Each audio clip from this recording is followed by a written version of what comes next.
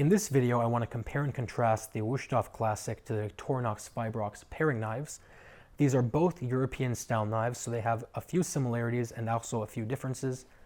These are both European style knives, so they actually have a few similarities, but also a few differences. They both use relatively soft steel. The Wusthof is their own blend that's about a 58 hardness, while the Victorinox is their own blend that's about a 55 hardness. And they're both ground to very similar angles. The Victorinox is a very, very sharp 15 degrees, while the Wusthof is a slightly sharper 14 degrees. The differences really arise in how they're manufactured.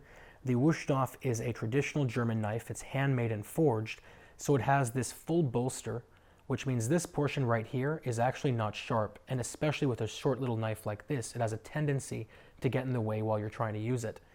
The Victorinox is sharp from the bottom all the way to the top, which I actually prefer.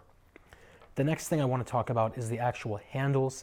A lot of people are surprised to find out that the Victorinox is actually not a full tang knife.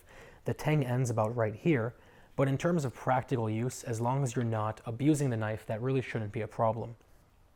The Wusthof, again being a traditional German knife, has a very nice and thick tang in the center, and two scales on either side that have been triple riveted onto the blade.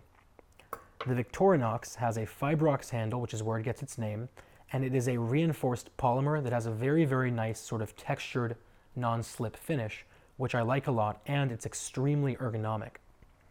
They both have lifetime warranties, and at the end of the day, this really becomes a personal preference. I will say they have very similar performance, and considering the fact that this is about a third to a fourth of the price, it makes it a very good knife for someone who wants a great knife that also isn't going to break the bank.